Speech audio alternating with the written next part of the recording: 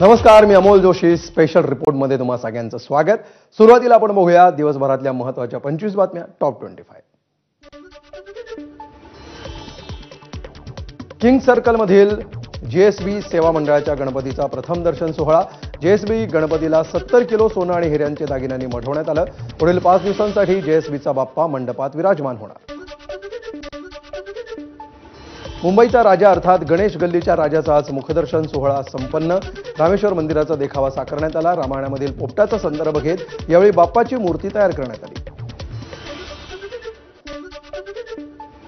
वसई विरार नालासोपारामधून सर्वाधिक 570 एसटी कोकणात. गणेशोत्सवानिमित्त पालघर एसटी विभागामार्फत कोकणवासियांसाठी विशेष सोय. मेट्रो 3ची सेवा आता रविवारी सकाळी 6:30 वाजल्यापासून सुरू होणार. कुलाबा, वांद्रे, सिप, जारे, भोयरी मेट्रो मार्गिकेवरून प्रवास करणाऱ्यांसाठी आनंदाची बातमी.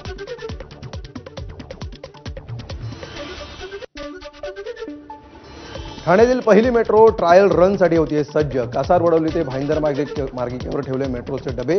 ठाण्यातील 10 मेट्रो स्थानकांवर होणार ट्रायल रन. मुंबईच्या कांदिवली पश्चिमेमध्ये बीएमडब्ल्यू कारला आग. आगीची माहिती मिळताच अग्निशमन दलाच्या 2 गाड्या घटनास्थळी दाखल. 10 ते 15 मिनिटांमध्ये आग विझवली.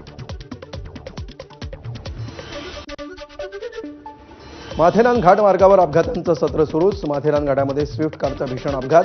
या अपघातामध्ये 4 जण जखमी. निकृष्ट दर्जाच्या रस्त्यामुळे अपघात घडल्याचा वाहन चालकाचा आरोप.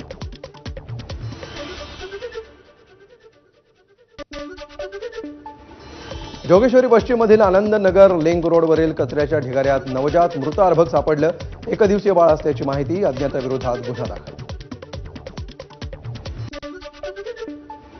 पुण्यातील सिंहगड किल्ल्याच्या दरीमध्ये आज पुन्हा 5 जण अडकले. सिंहगड किल्ल्यावर फिरण्यासाठी गेलेले असताना वाट चुकल्यामुळे 5 जण दरीत अडकल्याची प्राथमिक माहिती.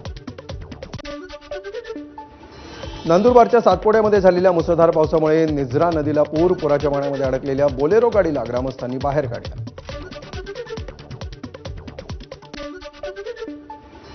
अपंग आणि गंभीर शारीरिक समस्यांनी ग्रस्त असलेल्या लोकांची खिल्ली उडवणं योग्य नाही, असं करणाऱ्यांना माफी मागावी लागेल. सर्वोच्च न्यायालयाचा महत्त्वाचा निर्णय.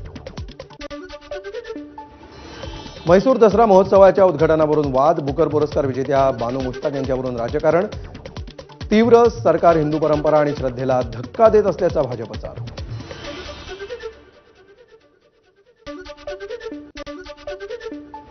कॉमनवेल्थ चॅम्पियनशिपमध्ये मीराबाई चानूनं सुवर्णपदक पटकावलं. 48 किलो वजनी गटामध्ये भाग घेत चानूनं एकूण 193 किलो वजन उचललं. सुवर्णपदकासह 2026च्या राष्ट्रकुल स्पर्धेमध्ये मिळवला.